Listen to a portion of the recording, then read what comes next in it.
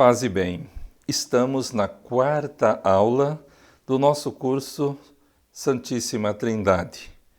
E tivemos já uma caminhada até o momento, tivemos uma introdução, tivemos uma visão da Trindade no Antigo e no Novo Testamento e falamos também sobre como a Igreja celebrava a fé trinitária nas suas celebrações, tanto na oração eucarística como também na celebração do batismo. E falamos também sobre a profissão de fé no Concílio de Nicéia. Desenvolvemos e estamos tratando um pouco ainda sobre as definições do Concílio de Nicéia. E estamos no ponto consubstancial ao Pai. O termo homoousios, que quer dizer igual à natureza do Pai, é a consequência de quanto foi dito sobre a relação pessoal do Filho em relação ao Pai, enquanto gerado por ele. A relação do Filho, a relação pessoal em relação ao Pai, né? Como também enquanto gerado pelo próprio Pai. O Filho, quanto à sua natureza divina, é igual ao Pai, quanto à natureza igual ao Pai, pois o seu ser divino é idêntico ao do Pai.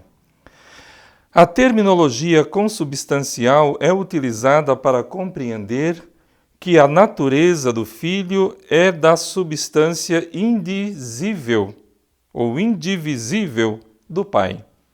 Pois o Pai e o Filho são uma e mesma coisa, e o Filho está sempre no Pai, e o Pai sempre no Filho. O Filho sempre no Pai, e o Pai sempre no Filho, como o esplendor em relação à luz, segundo a revelação do mesmo Jesus. Consubstancial está a indicar que o Filho é igual ao Pai. Com este termo, o concílio quer expressar a igualdade divina do Pai e do Filho, na sua relação pessoal. Segue o ciclo cristológico, encarnação do Verbo, a morte e ressurreição que renova a linha soteriológica do Cristo histórico, do qual somos elevados ao ser divino. E no Espírito Santo, continuamos a refletir sobre a profissão de fé do Concílio de Nicéia. E no Espírito Santo. No tempo do Concílio de Nicéia, a pneumatologia, ou estudo sobre o Espírito Santo, estava menos desenvolvida do que a cristologia, estudo sobre o Cristo. Talvez porque a atenção eclesial tinha sido dirigida à divindade do Filho, negada pelo grupo dos arianos. Além disso, assegurada a fé no Filho, podia ser considerada segura também a divindade do Filho. Se criam que o Filho era da mesma substância do Pai, logicamente poderiam também e, consequentemente, crer também no Espírito Santo. A teologia tinha quase se limitado à afirmação da divindade e da processão do Espírito Santo na sua missão santificadora, assim como era proclamada na fé da Igreja. O argumento mais forte em favor da divindade do Espírito Santo por parte na fé da Igreja. O argumento mais forte em favor da divindade do Espírito Santo, por parte do Niceno, foi a compreensão com as outras duas pessoas, ou melhor, a comparação com as outras duas pessoas. O Niceno segue as pegadas do Novo Testamento, procurando refletir o conteúdo da revelação sobre a terceira pessoa da Santíssima Trindade. Com isso, então, passamos às definições do Concílio de Nicéia. Passamos uma por uma dando uma rápida explicação para a compreensão e também para a vivência na fé do Espírito, na Trindade Santa. E agora passemos para o ponto 5, que é o Concílio Constantinopolitano I. Né? Este concílio foi realizado no ano de 381, como podemos ver, poucas décadas depois do Concílio de Nicéia, na cidade de Constantinopla. A revelação da divindade de Cristo fora expressa de forma explícita no Concílio de Nicéia. A divindade de Cristo.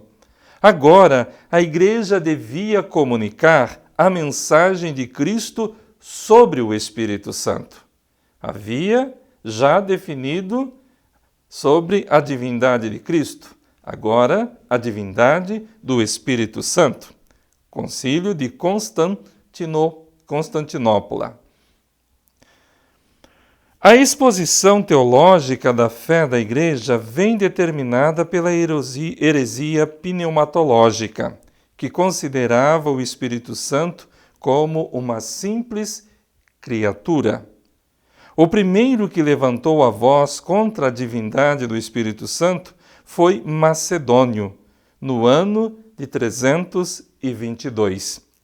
Deixando de lado o arianismo que, coerente com o seu sistema, negava também a consubstancialidade do Espírito Santo.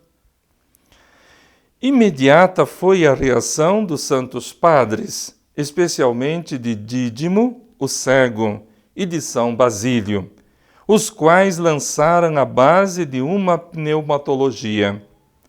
O Papa Dámaso convocou também vários sínodos para condenar as doutrinas opostas ao Espírito Santo e para defender a verdadeira divindade professada na unidade e na Trindade de Deus.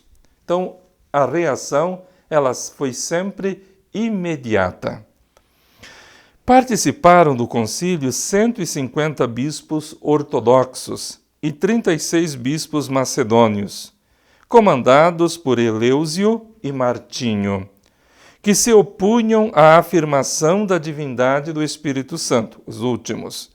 A presença destes bispos, como sucedera em Nicéia, era justificada pela esperança de poder reconciliá-los com a Igreja.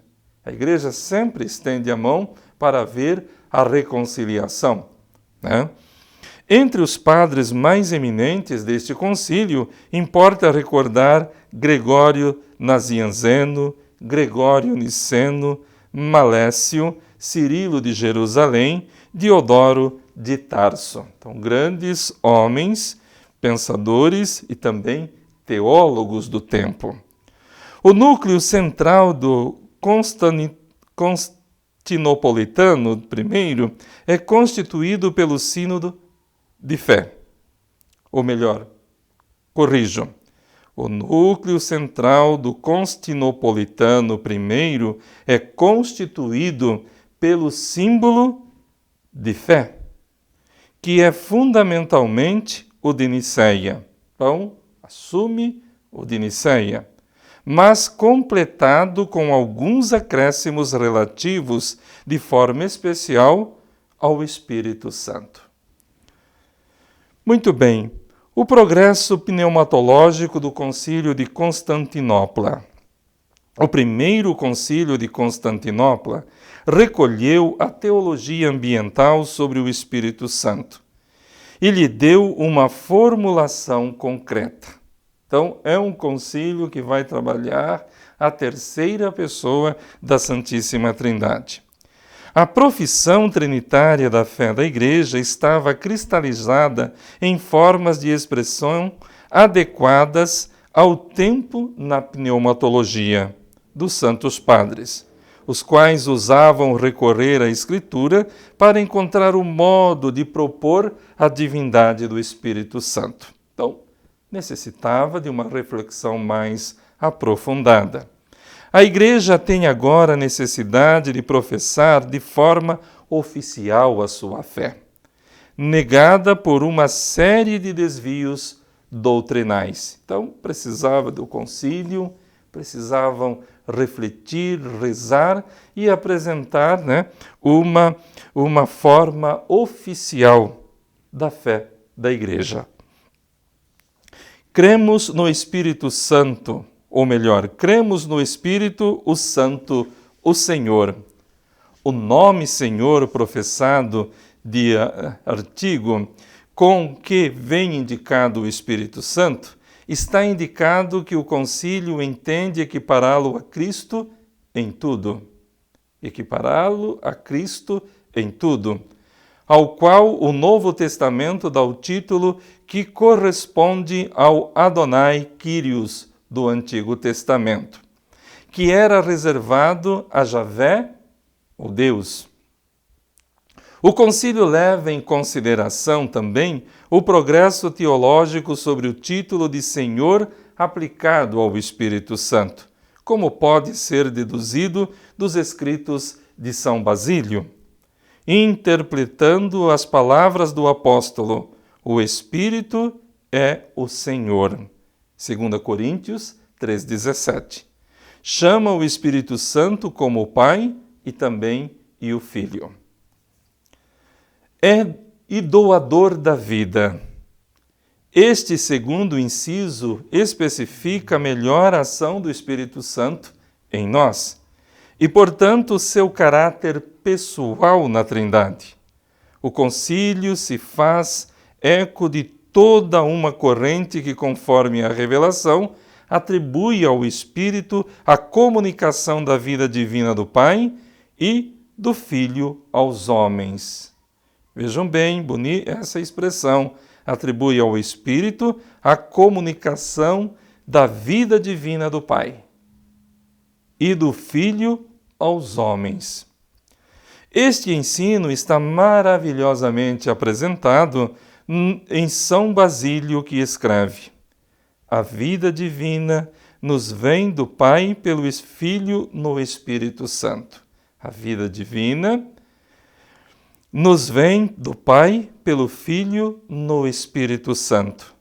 Deus, de fato, vivifica e Cristo nos confere a vida, mas nós somos vivificados pelo Espírito. Como diz São Paulo, somos vivificados pelo Espírito. Aquele que ressuscitou Jesus da morte vivificará também a nós, graças ao seu Espírito que habita em nós. Aquele que dá a vida não pode ser senão Deus mesmo. Só Deus pode dar a vida, e o Espírito nos dá a vida. É Deus. Podemos deduzir que mentalidade eclesial daquele tempo, ou a mentalidade eclesial daquele tempo sobre o Espírito Santo, podemos imaginar que o considerava como o doador da vida e o reconhecia Deus como o Pai e o Filho. Passemos para uma outra afirmação que procede do Pai. O Espírito procede do Pai. Essas palavras são melhor compreendidas levando em consideração que o concílio devia confirmar a doutrina da Igreja contra aqueles que diziam: o Espírito não é ingênito, nem gerado, portanto não é Deus, mas uma simples criatura. Vejam aonde que chegou a reflexão no tempo. O concílio recorre à Escritura. E lá diz na Escritura, em João 15, 26, o advogado que eu mandarei para vocês de junto do Pai é o Espírito da verdade, que procede do Pai. Olha aí, que procede do Pai. Quando ele vier, dará testemunho de mim. Então, esta fé vivida na Igreja e ensina que o Espírito procede do Pai, segundo as palavras também de São Gregório Nazianzeno, que afirma: em Deus, junto ao Pai ingênito, que não é gerado, e ao Filho unigênito, existe o Espírito que procede do Pai e que, enquanto procede dele, não é uma criatura, mas sim Deus mesmo. Gregório conclui afirmando explicitamente que o Espírito Santo é consubstancial ao Pai e ao Filho, dado que é Deus. Passemos para uma outra afirmação, que é: com o Pai e com o Filho é adorado e glorificado. O concílio entendia dizer que adorar Deus quer dizer adorar o Pai, o Filho e o Espírito Santo. Adorar, segundo a visão do concílio, quer dizer adorar o Pai, o Filho e o Espírito Santo. Isto é, que o Espírito Santo é da mesma dignidade do Pai e do Filho, e que de forma alguma pode ser separado da divindade, pois o Espírito é inseparável do Pai e do Filho. Basílio acrescenta que na liturgia se dava glória ao Pai com o Filho e com o Espírito Santo. Pois, como professamos a adoração do Filho, imagem de Deus Pai, assim confessamos a adoração do Espírito Santo, que revela em si a divindade do Senhor. O texto bíblico de que se serviu em Constantinopla parece ter sido Mateus 28:19, que refere às palavras com que Jesus ordena de consagrar os homens a Deus em nome do Pai, do Filho e do Espírito Santo, tributando ao Deus Trino o máximo de culto que lhe possam render os homens. Então, mais uma profissão que nós vemos dentro apresentada e defendida e aprovada no Concílio de Nicéia, de Constantinopla I. Passemos para outra afirmação e profissão, que falou pelos profetas.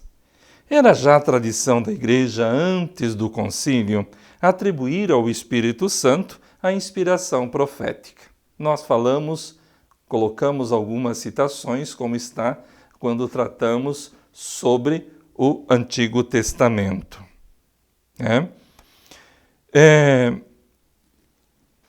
Como prova da sua divindade na revelação do desígnio salvífico do Pai realizado no Filho. Já Atanásio dizia: o profeta fala no Espírito que recebe do Verbo. De fato, o Pai dá tudo por meio do Filho no Espírito. O concílio também diz, ou melhor, atribuindo ao Espírito a inspiração profética, obra estritamente divina, entendia confessar a sua divindade. O Constantinopolitano I é considerado o concílio ecumênico no Oriente a partir do concílio de Calcedônia, em 451. Quando nós falamos ecumênico, quer dizer que atinge todos os espaços onde tem batizados, onde vivem os católicos.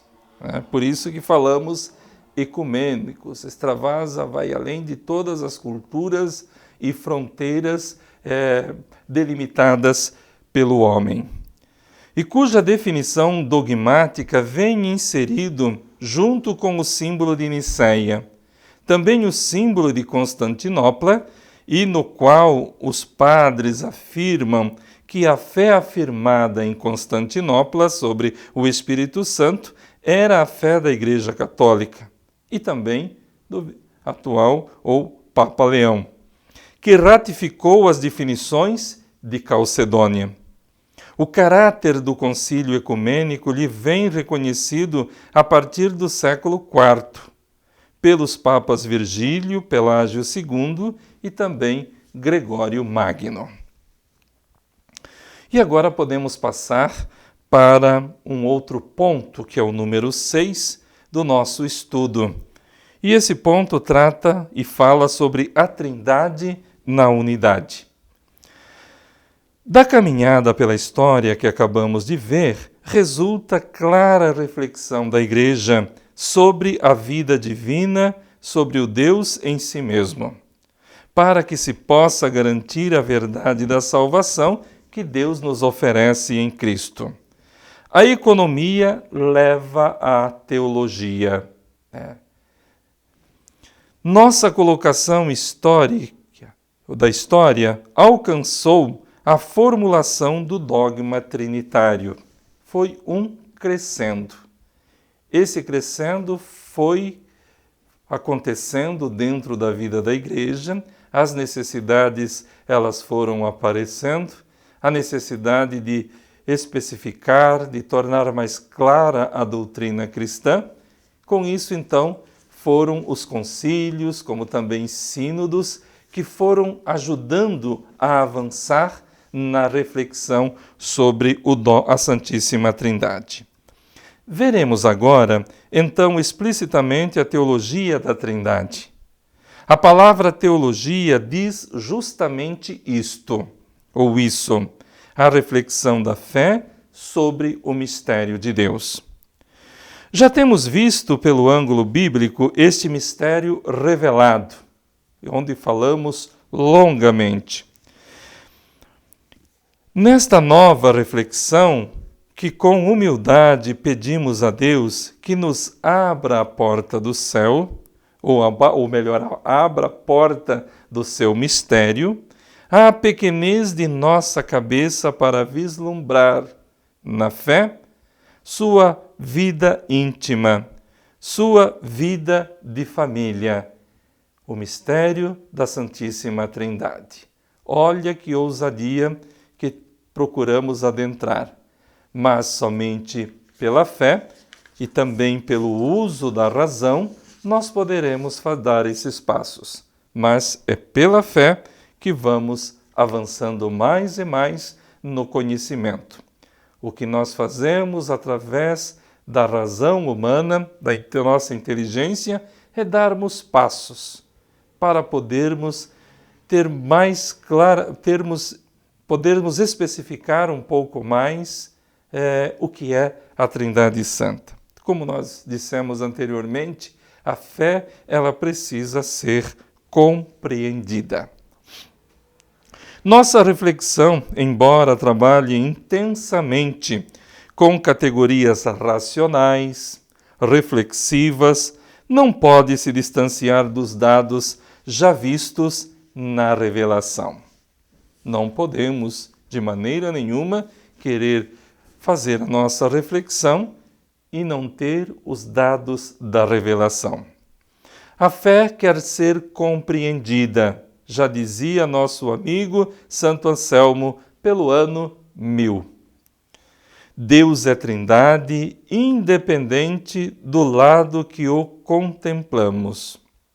Seja olhado cada pessoa, ou melhor, seja olhando cada pessoa, ou olhando o seu mistério de unidade, Deus é absolutamente um só, ou das pessoas da Trindade. Sempre temos que ter presente que queremos conhecer o Deus Uno, ter mais clareza na compreensão do mistério de Deus. Difícil, mas Ele nos deu inteligência e a usamos para dar os nossos passos. Só podemos falar de Deus a partir de sua manifestação, revelação. História salvífica. Deus Pai enviou seu Filho e o Espírito Santo. Então, só podemos falar de Deus a partir da sua revelação. Também fazer teologia a partir da revelação feita pelo próprio Deus a nós. Vamos começar das missões divinas, para passar em seguida às processões divinas, conforme a teologia ocidental tem refletido.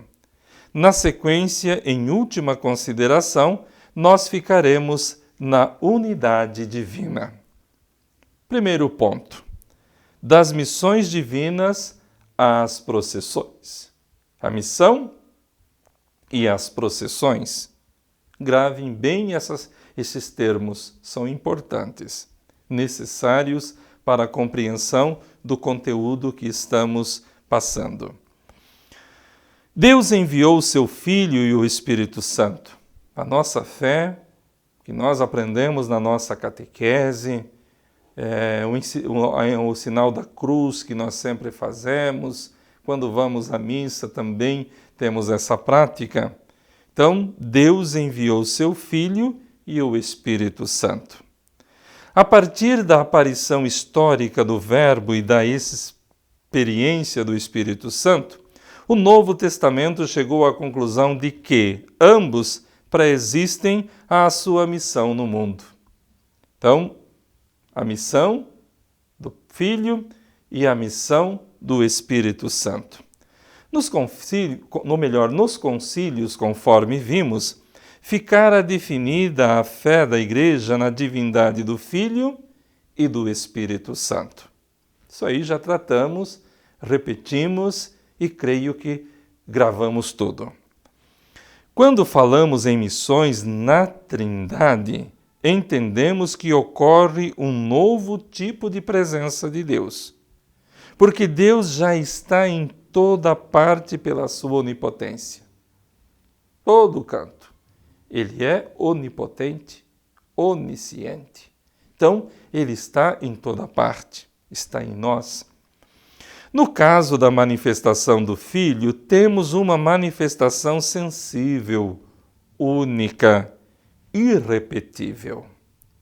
A missão do Espírito se relaciona, por outro lado, com as manifestações visíveis que acompanham a vinda do Espírito no Pentecostes. Como bem já ouvimos e creio rezamos sobre a vinda do Espírito Santo em Pentecostes. As missões são distintas de um e de outro. São distintas. O Pai envia e não é enviado. O Pai envia, mas não é enviado. O Filho é enviado e envia. O Espírito Santo é enviado e não envia. Então, a manifestação ou visibilização das pessoas divinas constitui o novo modo de presença das pessoas divinas. Trata-se da entrada das pessoas divinas na história dos homens, para realizar sua salvação. Então, vemos que a entrada das pessoas divinas na história dos homens para realizar sua salvação. Trata-se de um tipo de presença qualificada, uma presença livre e pessoal. As missões dão a conhecer a unidade e a distinção de Deus. Através da missão, o Filho que é enviado pelo Pai, o Filho que também envia e o Espírito Santo que é enviado também para uma missão específica junto a nós. Tanto que rezamos, dizemos: o Espírito Santo, santificai-nos, E assim por diante, temos na nossa oração, na oração que fazemos. O fato de que o Pai tenha enviado ao mundo o Filho e o Espírito Santo mostram que eles vêm de Deus. Vêm do Pai ao mundo. A origem é o Pai. E tal vinda revela que eles procedem de Deus, o Pai, enquanto seu mesmo ser, de forma diferente das criaturas. Que nós somos criaturas de Deus, depois nos tornamos filhos, ou melhor, fomos criados à imagem e semelhança de Deus. E sabemos como é o nosso processo de geração.